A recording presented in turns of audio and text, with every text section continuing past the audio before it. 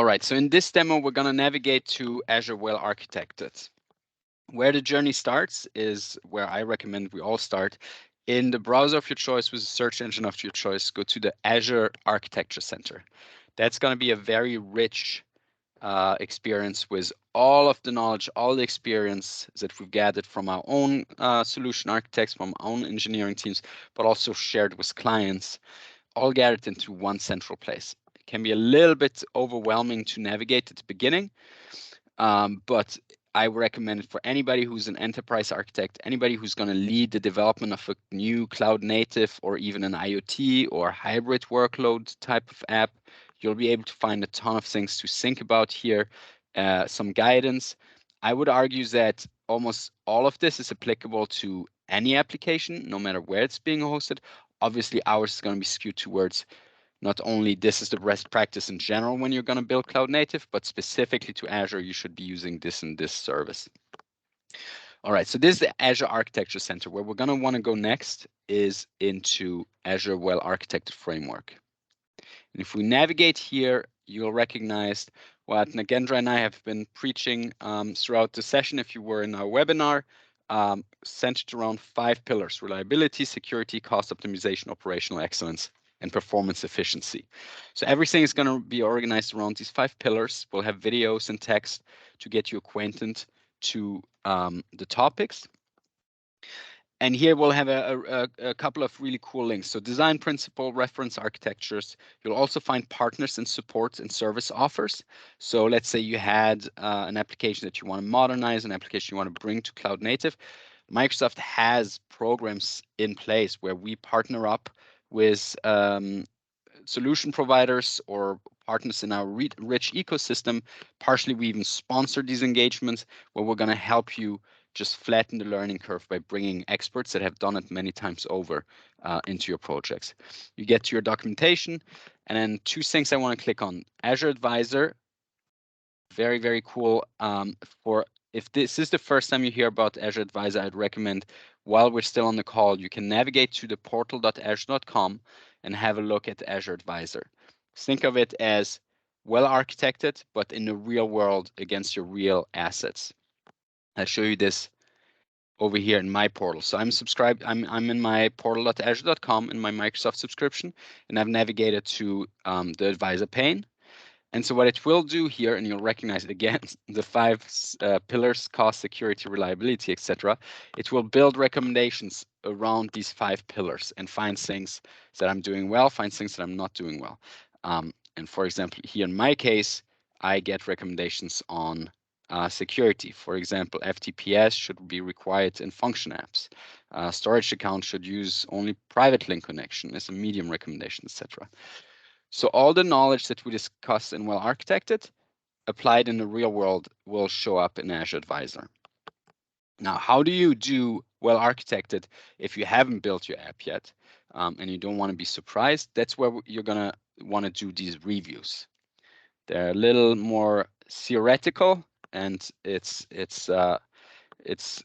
more text-based, but it's absolutely worth it. And I've seen a lot of clients use it more and more in either in the early stages where they want to make sure as they design an application they've thought of everything, or in the later stages where they're think, okay, we're getting close to production, let's make sure it's good, let's make sure we get it by our security team, let's make sure we get it signed off by our ops team.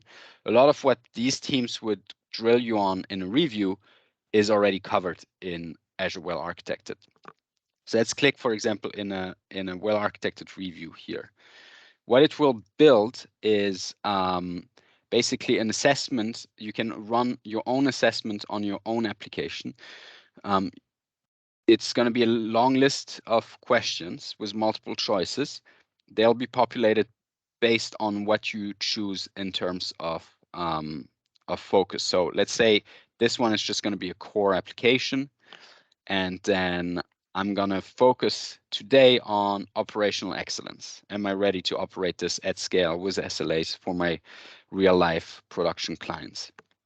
Let's click next, and then here I start getting a whole list of questions with potential answers. These are typical answers that we found They can be either good or bad. Some are things where we're like, you should definitely have done this. Some are, if you are still at this stage, it's probably a discussion you need to have internally. So for example, have you identified and planned out the roles and responsibilities to ensure your workload follows operational excellence best practices?